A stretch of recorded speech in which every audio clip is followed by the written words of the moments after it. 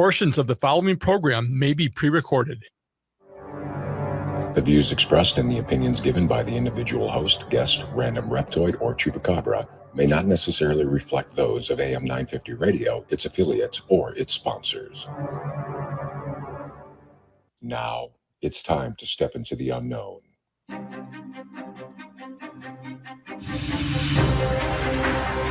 There are things people experience but never talk about. A shadow moving in the corner, flickering of the lights, a disembodied voice. We invite you to talk with us. Share your story, share your experience, because this isn't just your story. This is our story. This is Ghostbox Radio with Greg Bakken. And this is Ghostbox Radio on AM 950, where every night we talk about the paranormal, ufology, Bigfoot, and so much more. My name is Greg Bakken. Thank you very much for joining me tonight. We also have in studio tonight with us Mr. Adam. How are you doing tonight? Doing very well, sir. I'm very interested on tonight's topic as well. And it's a Wednesday. It's really thrown my entire week off because normally I'm here Thursdays and Fridays. Yes. And I almost feel like that I'm almost in a time warp, if you will, because all day today I'm thinking, oh, it's Thursday. Great. No, wait, it's Friday. No, that's cruel. That's cruel. And you know who else you threw off with that as well is Chad, actually. Because Chad gave me a call on my way down here, and he's like, Adam's here tonight, right? I'm like, yeah. He goes, okay, because someone came into the building, but there's no cars outside.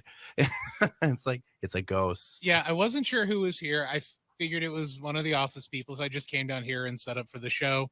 Never even bothered to go and say hello to anybody because I'm so rude like that. Well, that's how it goes. Not everyone could be charming and wonderful as myself. So, exactly. We're not all extroverts. Yeah, right. Exactly. Yeah, right. That's me. All right. I do want to say quickly before we bring on Anthony is real fast. You may have heard Matt McNeil talk about AM 950 membership.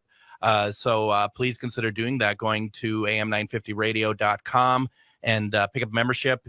You may have heard that he said that there's a meet and greet with hosts, and this might stop people from actually signing up. But I just talked to Chad tonight, and whenever they do that, I'm going to be a part of that. So I'm going to, if you're interested in meeting and greeting, and also supporting the station, please consider going to am950radio and .com and sign up and get a calendar or whatever else that they're offering. So.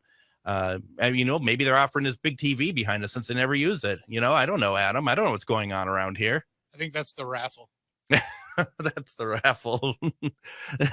The prize is tell us how to use it. Well, there's a remote control back here that I think goes to it, but I'm afraid to press it. Because you ever see the movie Remote Control with John Ritter? I've only seen back in the day. I only saw the MTV game show. Oh, there was a movie back in the day starring John Ritter, and he would get sucked into a TV, and the remote very much looks like the same one that was in that flick. Real fast, the only why even bother putting it on? Look behind me. Look how much of the TV is actually on screen. What's the purpose? So, yeah, you get it. They signed my paycheck, so I'm not going to give you the purpose. So there we go. So anyway, so tonight, I am very excited for tonight. This has been weeks in the making. And I love to talk UFOs. And I saw about a month or so ago that Anthony F. Sanchez had written a book called UFO Nexus, A Journey into Alien Realms and Cosmic Secrets. And I reached out to him to see if he'd like to be on the show. Not only did he want to be on the show, he sent me a copy of the book, and I found a new favorite author when it comes to UFO literature and talking about it. And what I like about it is that it is current as far as we know with current events that have been happening this year surrounding UFO disclosures and other things. And I really am excited about it. So tonight, we are going to have this conversation about the book with its author, Mr. Anthony F. Sanchez. Anthony, how are you? Welcome to Ghostbox Radio. I'm doing great. Thank you so much for having me. I appreciate it, Greg. Oh, I appreciate you very much that sent this. This was really, we were talking beforehand, and you can get the book over at UFOcurrents.com. Mhm. And if you get the book between now and the end of the year, as listeners of the show, if you buy the book, you're going to be sent 2 unique bookmarks that go with the book, which is great because then you can remember where you left off. But honestly, you may kind of read it all the way through because there is a lot of information in this book. Anthony, can you tell our audience what the book is about, please? Well, I mean, ultimately, the book is about UFOs, UAPs, and extraterrestrials. One of the things I wanted to do was bring a contemporary nature to the book as a whole, because there's so much new stuff going on. With the congressional subcommittee hearings, David Grush making his splash onto the entire media scene. We're talking. There's such a profound. We're looking at such a profound moment in the history of UFOs. Yeah, it's been 50 years since 1970 to now that the government has taken a serious interest in UFOs. So we're at a real watershed moment.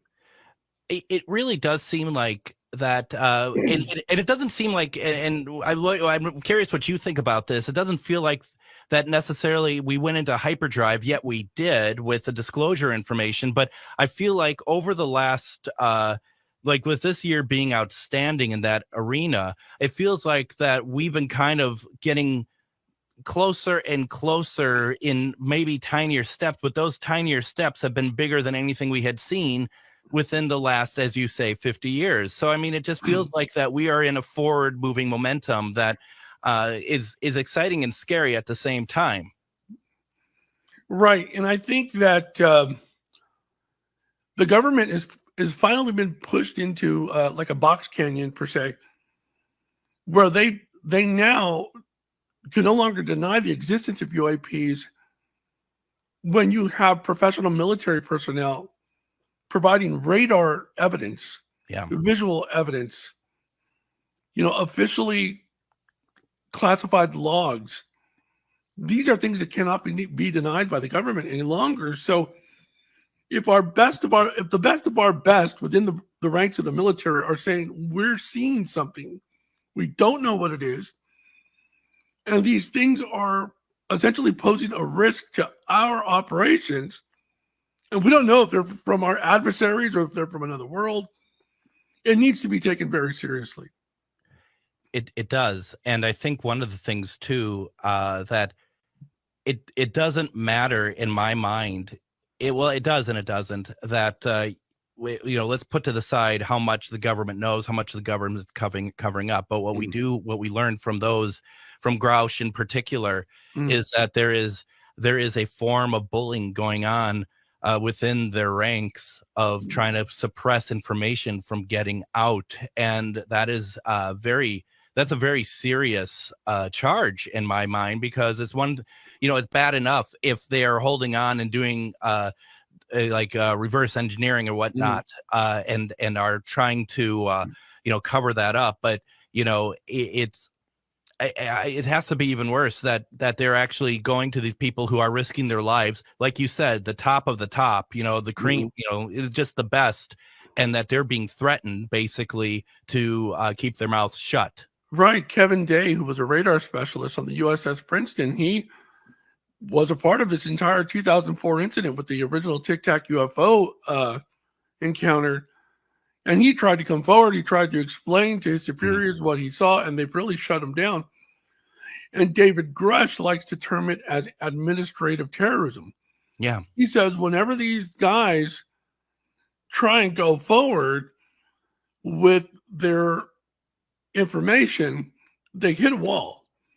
And a lot of times it's not enough that they just hit a wall. They are met with punitive measures. They are punished. They jeopardize their career. They jeopardize their reputation. But here's the funny thing. Kevin Day came forth with all of his information, and they ridiculed the hell out of him. They really put him into a tough spot. But now that the government cannot deny the existence of UAPs, and you have Grush, Fravor, and Graves giving their testimony at the congressional subcommittee. Looks like Kevin Day is fully justified. Yeah, he was telling the truth, and you have two of the three individuals that were up there telling you this really happened. So, it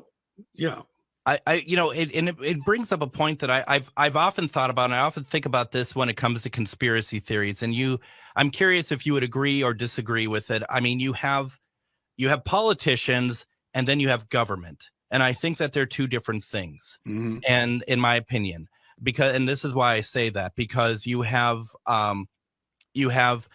at these congressional hearings, they're put forward. I mean, it's put forward by Knapp and Jeremy Corbyn. I mean, I know that they were a big part of moving that forward, but the people there were politicians. They're the ones who are listening and stuff. Right. But I feel like that the cover-ups and anything else that goes along with it, that is government, and it doesn't matter who's in control. I feel like that is that it's almost a machine upon itself. Right. What you're talking about is political theater. You see. Yeah. So you have individuals within Congress and in some cases the Senate who are truly interested in the UAP phenomena, and they want the public to know what these hundreds of millions of dollars are being spent on in some of these programs. Now, it's funny that with the NDAA that just came out that was put forth, there were Republicans and Democrats both siding saying, yes, let's get some information.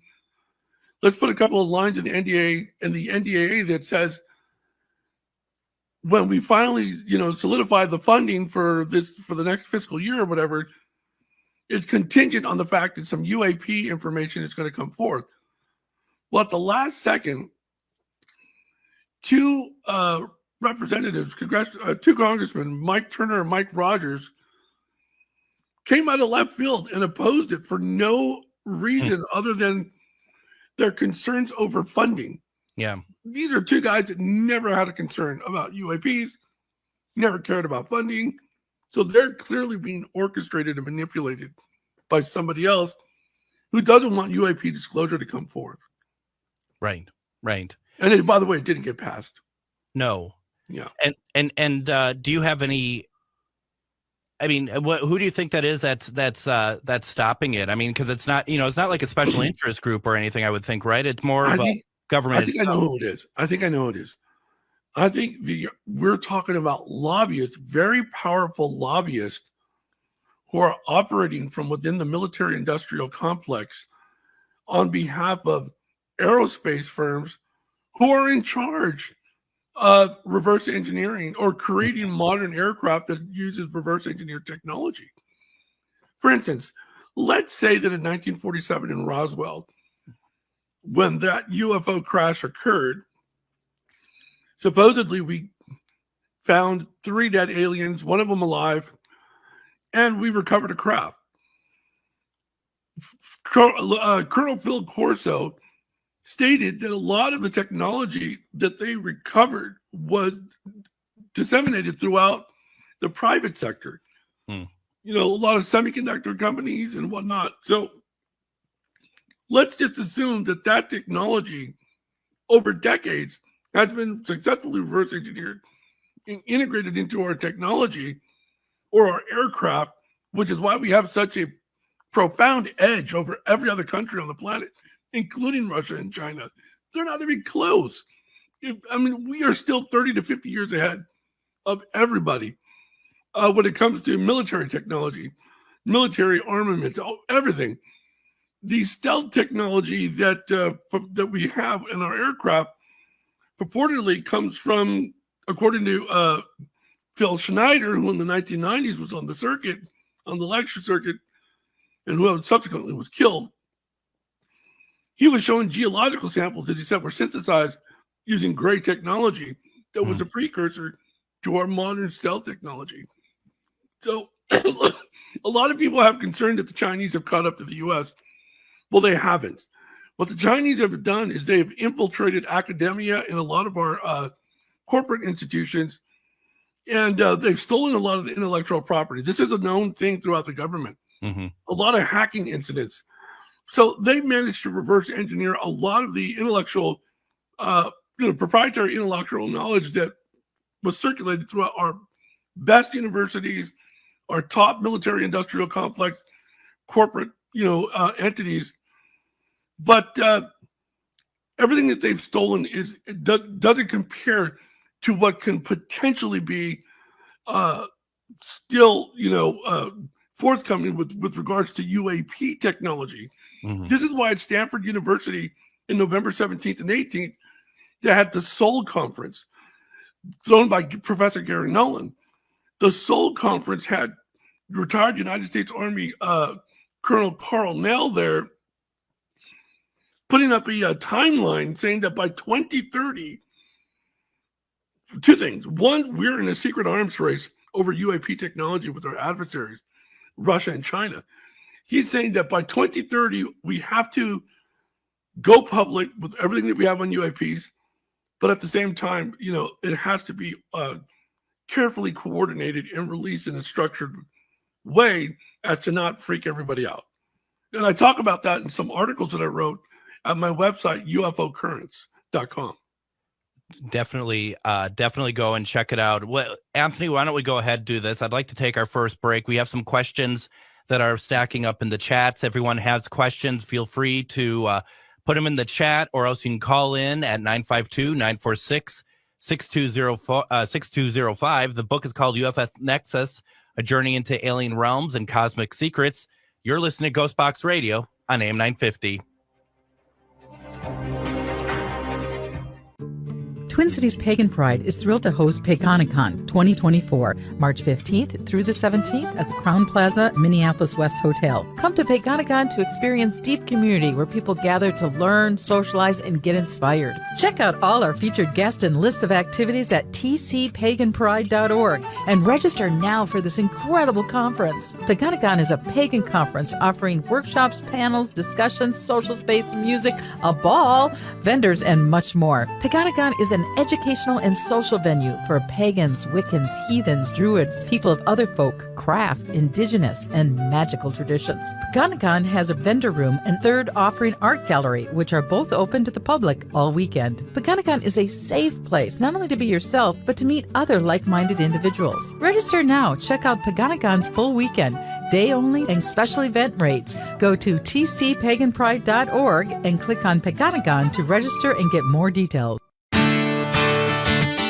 Greg Bakken here. Like you, I love good, fresh, delicious food. So I want to tell you about this treasure in Roseville called Maverick's Real Roast Beef.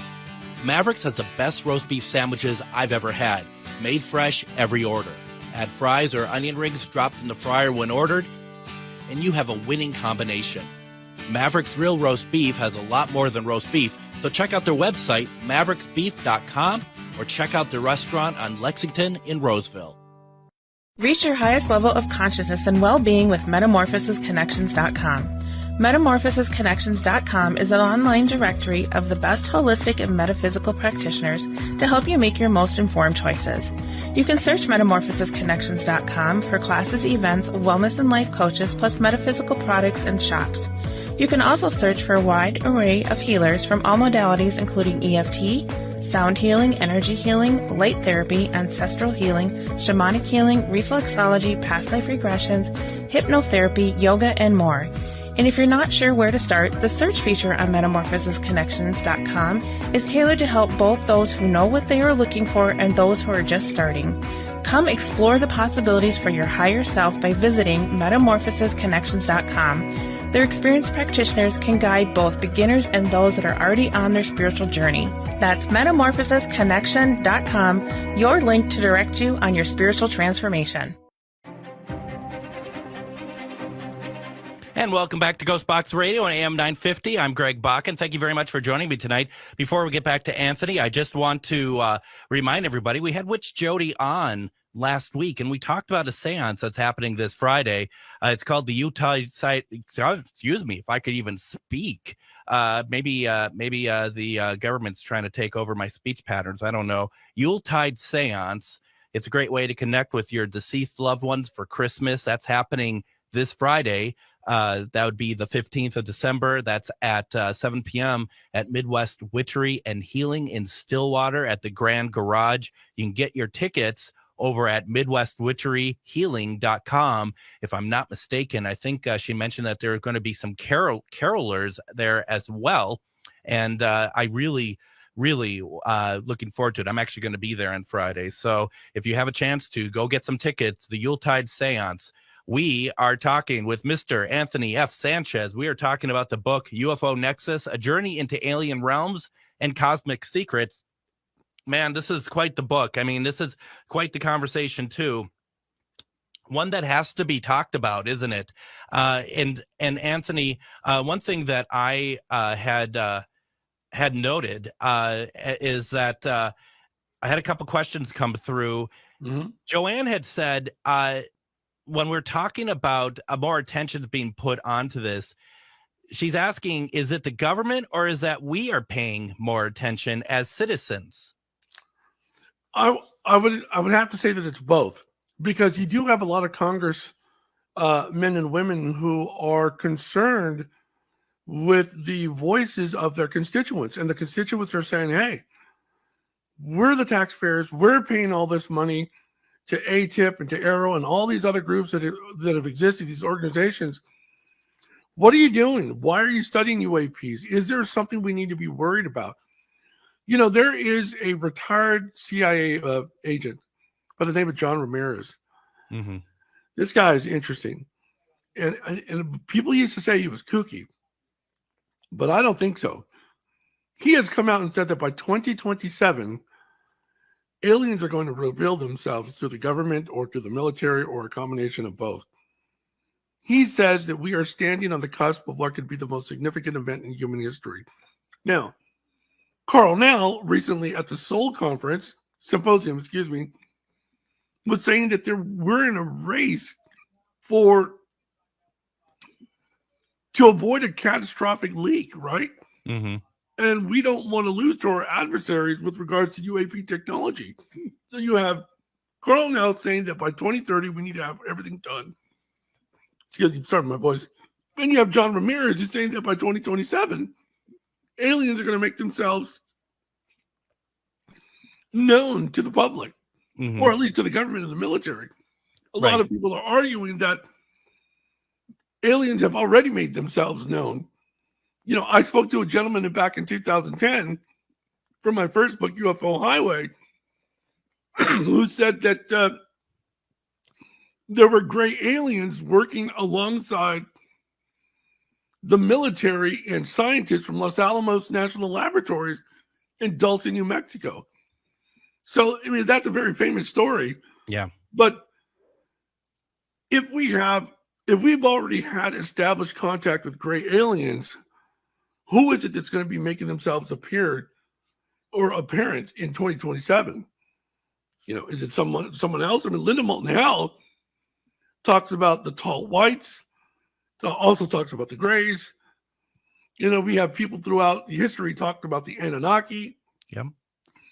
Many people believe that the Anunnaki are the progenitors who Colonel X back in 2010 said was the creator of the Greys, who, you know, now reside in Dulce, New Mexico. By the way, there's apparently supposed to be gray aliens that also live at Pine Gap in Australia, their underground facility. And so, I mean, who is it that's going to appear in 2027? Well, and so first of all, once again, folks, we're talking with Anthony Sanchez. The book that we are talking about tonight. Well, we're actually kind of going a little bit off topic there a little bit, but it's UFO Nexus: A Journey into Alien Realms and Cosmic Secrets, available at UFOcurrents.com. And also, if you get the book between now and the end of the year, as a special thank you for being a listener to Ghostbox Radio, Anthony's going to include 2 unique bookmarks. If you have any questions, put it into the comments, or if you have questions, you can call in 952-946-6205. That's 952-946-6205. Anthony, my question to you, though, after you said all that, is what do you think it is? What do you think? Do you think it's grays? Do you think and to your point, I mean, I'm sure you have some kind of theory if we are working along with these grays, aliens, whichever variety they are, and that there should be that they're going to let themselves be known to us by 2027. What's your theory on what's going to happen or who they are? Well, for one, I do believe that the grays exist. Yeah. I've had my own personal experience with UFOs and grays since my childhood. But based on the people that I've interviewed since 2009, I mean, that's a lot of time, and I've talked to a lot of people over the years. I'm talking about military personnel, first responders, medical people that work in the medical field, doctors. There are too many times that I've interviewed people that have independently told me things about the grays that they've encountered, where the similarities are just too close to be a coincidence. Mm-hmm. Whether it's through my lab, which is a military abduction scenario, or a traditional UFO abduction that has nothing to do with the military, I think that what we're seeing is lots of evidence of the grays. I think that's who we're going to be encountering in the future. And the very prospect of an alien revelation happening in 2027, you got to remember, things like that were once considered mere conjecture. But now that has gained credence, especially with this leak of the disclosure plan that happened at the Seoul Symposium. There was a PowerPoint presentation. And on the presentation was a plan that outlined concepts, and I swear to you, they used terminology, such as a hierarchy of beings.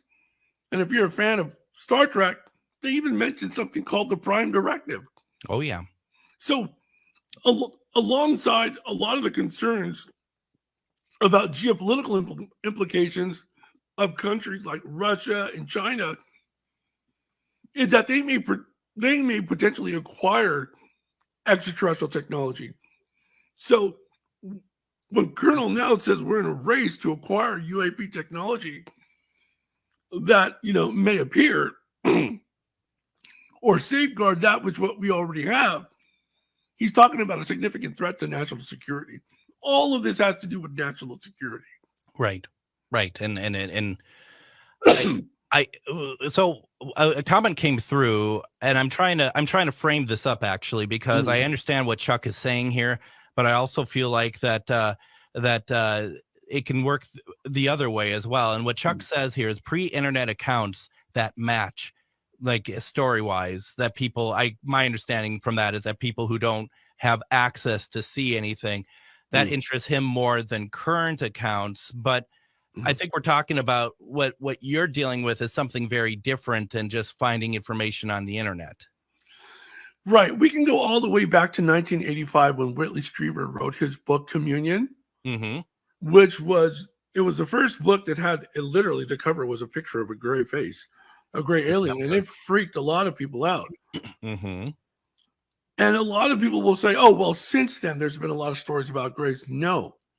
Prior to 1985, there were tons of stories, firsthand accounts, witnesses, people who have been abducted and experimented on by gray aliens.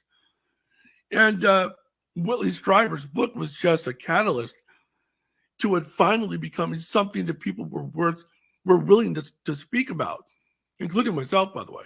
Yeah.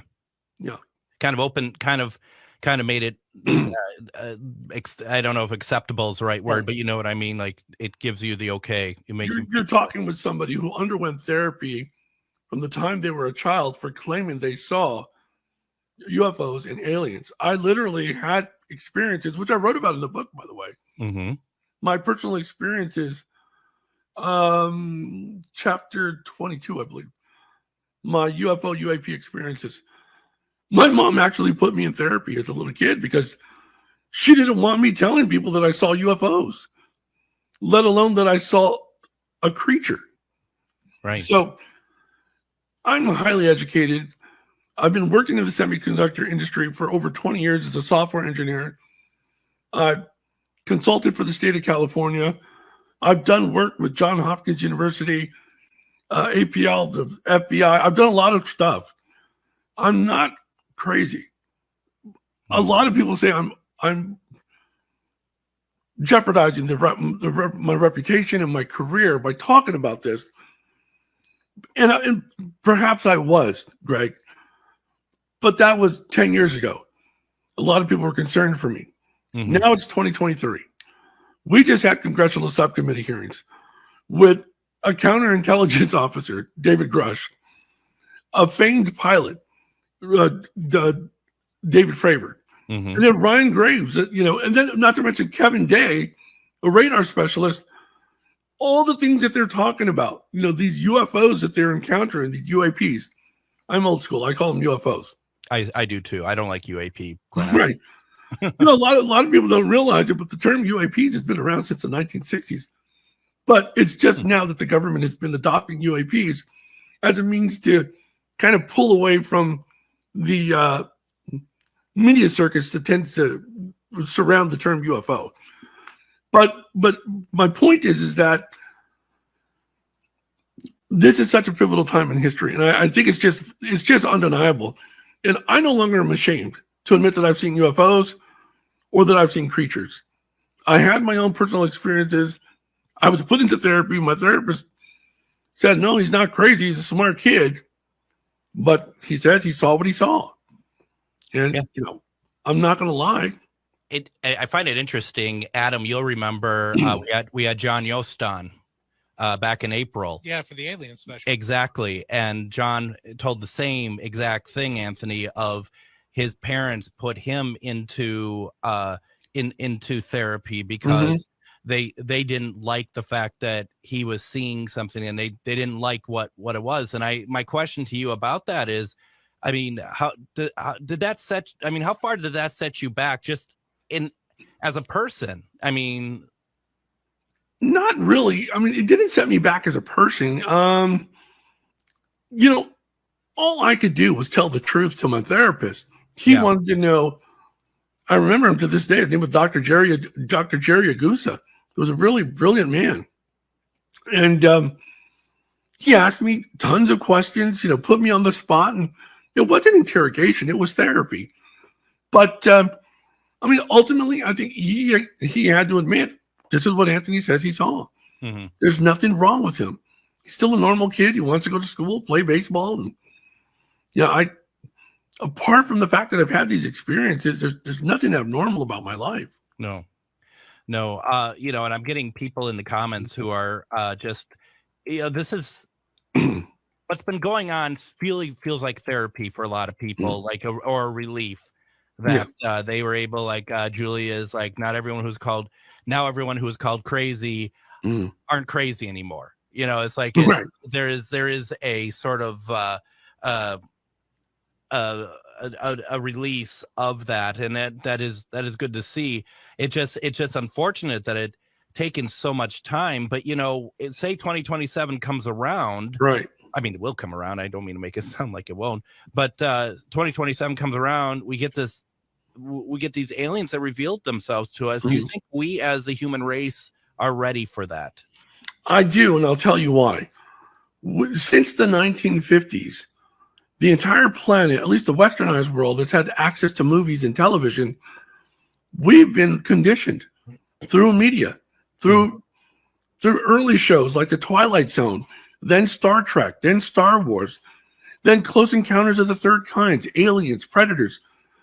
Every show, every blockbuster, even the Marvel franchise has conditioned the populace, the global populace, for the moments that when aliens do reveal themselves, yes, it's going to be groundbreaking.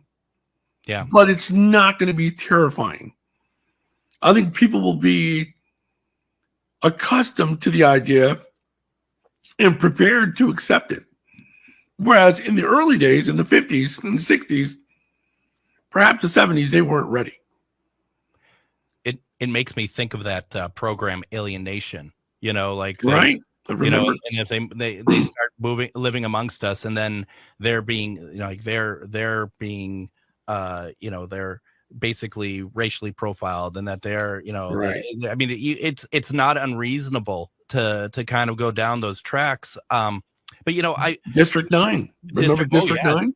District 9, absolutely.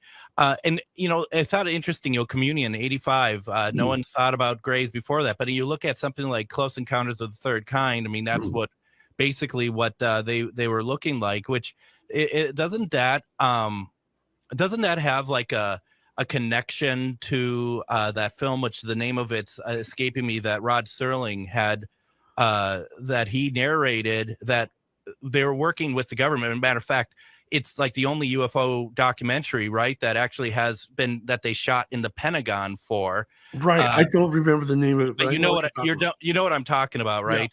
Yeah. And that they were promised by the government, some sector of the government, that there was going to be footage of aliens at an Air Force base, and that was pulled at the last second. But that would have been that was meant to be disclosure. That was meant to be like our first time looking at that. And that's a scenario that repeats itself throughout ufology. For instance, back in the 1980s, Linda Moulton Howe had talked with Richard Doty, and Richard Doty was working for AFOSI over at Kirtland Air Force Base. I believe it was Kirtland Air Force Base, and he was essentially part of a program that was misdirecting Paul Benowitz, who had discovered radio signals that were alien in nature. And the Air Force was very interested in what he was doing. But anyway, Richard Doty had allowed Linda Moulton Howe to see some information, classified documentation, showing... There's smoke in the bedroom. The alarm may sound. It's going to be loud. Sorry about that. Do you need to check on something? I don't know. Well, why don't we do this, Anthony? Why don't we go ahead? We take our next break. Why don't you go check on what you need to check on? Yep. And we'll work around. If you are still checking when we come back, we'll fill up the time. It's not a big deal. But why don't we do that? How's that sound? Sounds good. All righty. Why don't we take our next break? When we come back, we're going to continue our conversation about UFO Nexus, a journey into alien realms and cosmic secrets. You're listening to Ghostbox Radio on AM 950.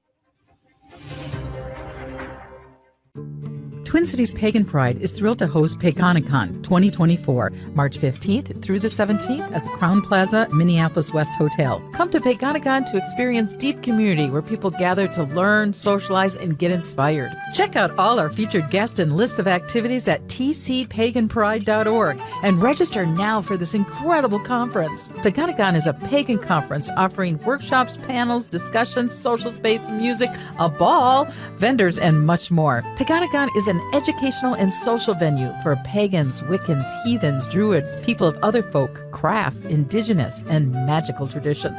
Paganicon has a vendor room and third offering art gallery, which are both open to the public all weekend. Paganicon is a safe place, not only to be yourself, but to meet other like-minded individuals. Register now. Check out Paganicon's full weekend, day only, and special event rates. Go to tcpaganpride.org and click on Paganicon to register and get more details.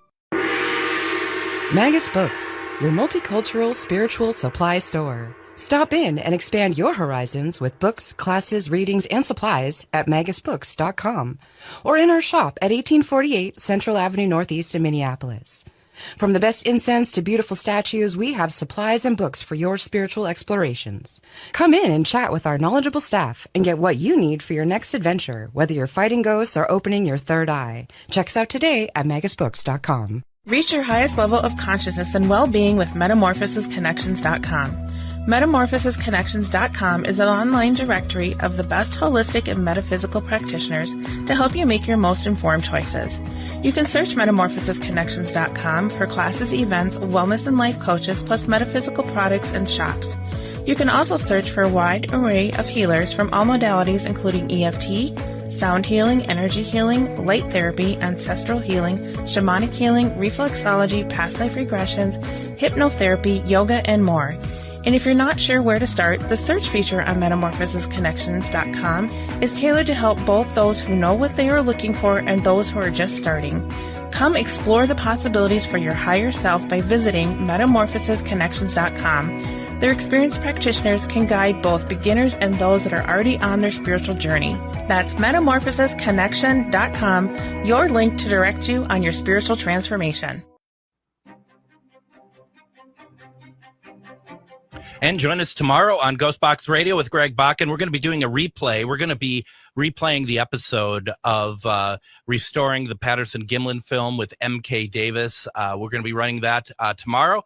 And then Friday is Casual Friday. So stop on by. We kind of take it a little bit lighter on Fridays, talk about what we've discussed over the week, and just kind of ease ourselves into the weekend. So definitely please continue checking us out over the rest of this week. And once again, folks, on Friday it's going to be the Yuletide Seance over at Midwest Witchery and Healing.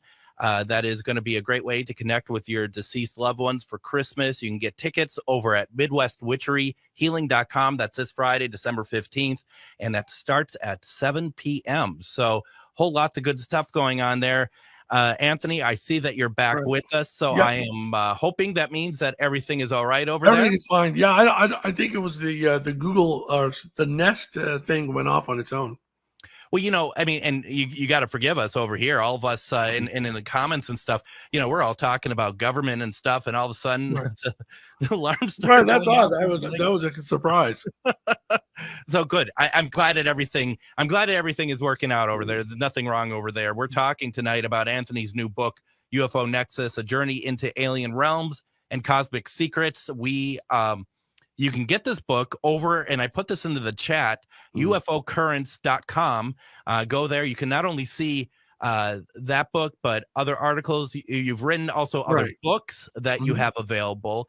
And honestly, Anthony, this book, there's something about like, and I was talking with Adam about it beforehand, the idea of having kind of, as you even mentioned yourself at the start, a contemporary writer of UFO. And I mean, we've had some great authors on who have talked about, we had a great discussion with about Roswell, stuff like that. But this is, you're even including like the Arizona sightings and stuff as well. Right. As a matter of fact, I talk about the 2023 Las Vegas alien incident.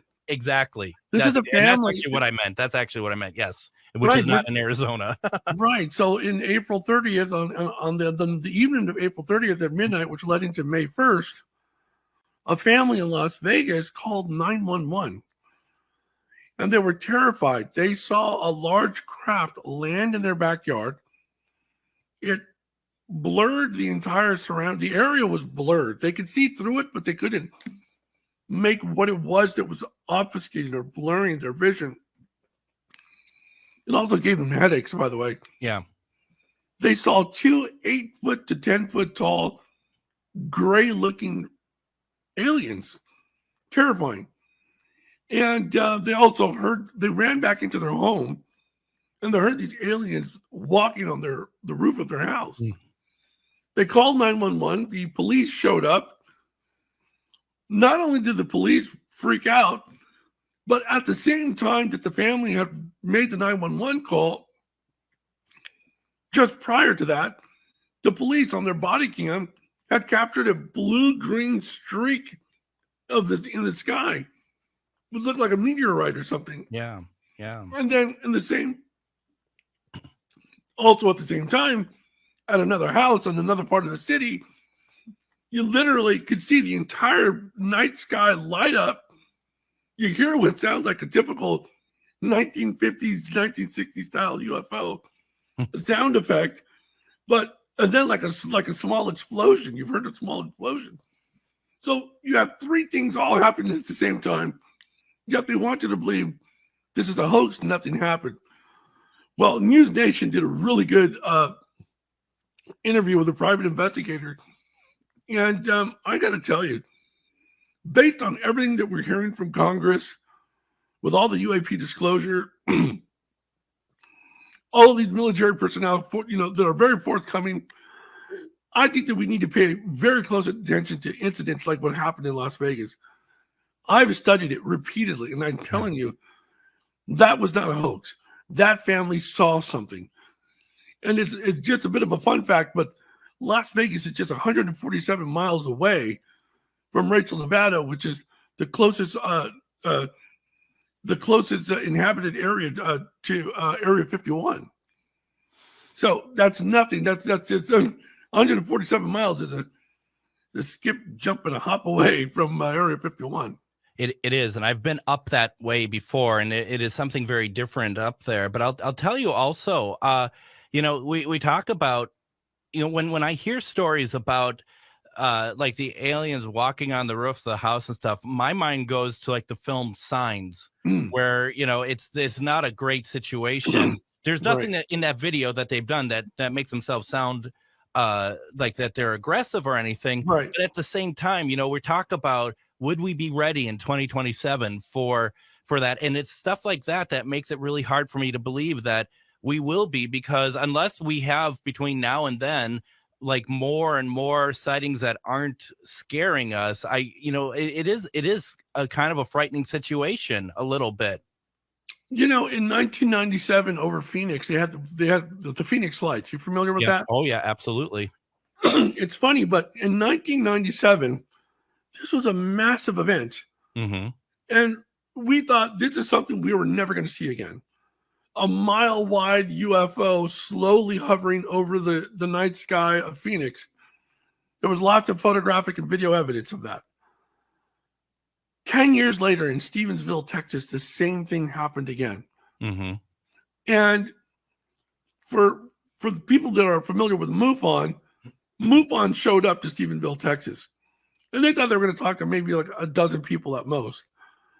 They were shocked when over 300 people showed up to speak with the MUFON investigators to tell them they had seen something, that they didn't understand what it was. And by the way, there's a lot of other ancillary anecdotes around Stevensville, other stories that most people are not aware about that went on, that happened. It was a very shocking event. But Stephenville, Texas is surrounded by a bunch of military bases. Yeah. Some Army, some Air Force. And so is Phoenix, Arizona. So the fact that we're seeing these massive UFOs near military bases, some of them nuclear installations across the Southwest and other parts of the country, it's not surprising.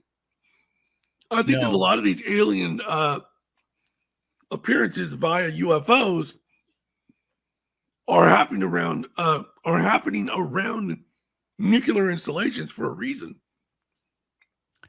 I'd wondered that. Before I touch a little bit more on that, I always kind of find it interesting. The Phoenix Lights, in particular, almost more in some ways, just as famous was the mayor's reaction to it at the time by basically making fun of it. But what I don't know, a year later, what I don't know how many people realize that he got on. I mean, now he speaks all the time about he's a believer. He's an absolute believer of it now. That's right. So I think that God, what was it? Fife Symington. His name was Fife Symington. And yeah, you're absolutely right. Initially at the press conference, he had a guy come out in a gray alien, blow up suit, made fun of it. Yeah. But a year later, he too had to admit, we didn't know what to tell the military. Yeah. We did not know what it was. And a lot of those reports were from highly credible individuals. I wonder, a couple of things are coming up in the chat here. Julie was saying that I was going to ask if there's a correlation between radiation and aliens, which is good. And she also says the Enola Gray was used to drum nuclear bombs or drop nuclear bombs, and then the aircraft was later kept at Roswell. The thing that I wonder about, and this is more prophetic and kind of outside the realm of what we're talking about, but I wondered if there's a point that aliens need to step in and show themselves, because even though they might be working with us, maybe we as humans take something a step too far, and that they need to come in just because they need to maybe fix something that maybe we're not able to actually do something with to fix something we might have done. There's a great book that was written by Robert Hastings called UFOs and Nukes, and then Luis Elizondo, who was in charge of the ATIP, the now defunct ATIP program. Yeah. Their narratives essentially point to the fact that these aliens are making themselves apparent because we have gone too far with our propensity for development of nuclear arms, nuclear bombs. We're at a point where Pakistan, India, Israel, France, the UK, Russia, China, us, God knows who else, possess so many nuclear weapons. Just Russia and the United States alone have a combined 10,000 ICBMs that can end the world. Yeah. As we know it. By the way, I want to apologize to the audience. The reason why I'm breathing heavily and my voice is a little bit tough is because I was paralyzed for 2 years. And I just regained my ability to speak. So thank you for having me on, Greg. I appreciate it. I'm doing the best that I can. No, you're doing great. And I'm so glad that that you're progressing so well. Thank you. That is great news. And I'm glad. I am thrilled to have you on. And I hope that you want to come back on. Oh, definitely. Many times. Now, Julie has a question. And the question is, are the aliens that are working with the government perhaps not good?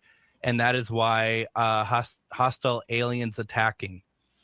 There have been incidents where the aliens have abducted individuals and experimented on them. I don't want to get too graphic, but like you've heard of the cattle mutilations, right? Absolutely. There have been incidents where there have been human mutilations. And there was supposedly some back and forth between the gray aliens and the military over these types of incidents. And they had to come to an agreement, make all that stop. And yes, there are bad aliens and there are good aliens. There are a lot of people out there that are pushing these narratives for one or the other. But I tend to believe that there's both. Yeah. You have good aliens and you have bad aliens. I will say that the grays that are in Dulce, New Mexico, there are two factions. You have the dissident grays, which is a younger group of grays. And then you have these older grays. The older grays don't really care about humanity at all. But the dissident grays are the ones that are working alongside facets of the military-industrial complex, the RAND Corporation. Some people went so far as to say even IBM had a footprint there in Dulce, New Mexico. So a lot, and like I said, Phil Schneider had gone on the record before he was killed saying that the precursor to a lot of the stealth technology was synthesized by the Greys and given to the military or to the aerospace companies. Yeah. Well, I would have just thought that the bad aliens were the ones that worked for Russia. No, I'm just kidding. I don't know about that. Well, I mean, and because we're running out of time here, but I mean, the aliens that were recovered at Roswell, they were Greys, weren't they? Right. It's believed that they were Greys. So the Roswell incident involved two things: recovery of debris. Yep. And then that was taken to Roswell Army Airfield. And then, so this was a flying disc, but there was also purportedly 4 aliens, 3 of them dead, 1 of them alive. And the 3 dead bodies were taken to Wright-Patterson Air Force Base in Ohio. Right. And the one that was alive, I believe, stayed in New Mexico or went to Nevada, where he ended up dying late in the 50s. Yeah, no. From whom they learned a lot from, by the way. Right. Absolutely incredible. Once again, folks, I just want to remind everyone, please support Anthony. Pick up his book, UFO Nexus, A Journey into Alien Realms and Cosmic Secrets. We really didn't talk a whole lot about what's in the book, and the book itself is absolutely fascinating. I could absolutely, Anthony, guarantee that people are not going to be disappointed in this book one bit. Oh, thank you so much. I mean, it is absolutely amazing. Once again, you can pick up the book over at ufocurrents.com. If you go there, get the book, please, because it also shows, Anthony, that people listen to the show. But also, you'd get a couple bookmarks. and that's up until the end of the year. You can do that. And Anthony, I mean, we're going to have to get you back on here soon because there is so much to talk about. And I think we could, even if you wanted to, we could take like sections and just have a whole episode about sections of your book. Oh, yeah. I mean, we didn't even touch on the fact that we're developing artificial general intelligence. When you think about it, I'm not talking about AI. I'm talking about AGI. AGI, we're creating an alien non-human sentience, which is inherently dangerous. So let's get you back on early in 2024. How's that sound? Thank you. I would love to be back on. Thank you very much. That's it for us tonight. Tomorrow, we are going to be doing that replay with MK Davis. We'll be back for Casual Friday. Everyone, we'll talk to you soon. Take care. Have a good night. Good night, everybody.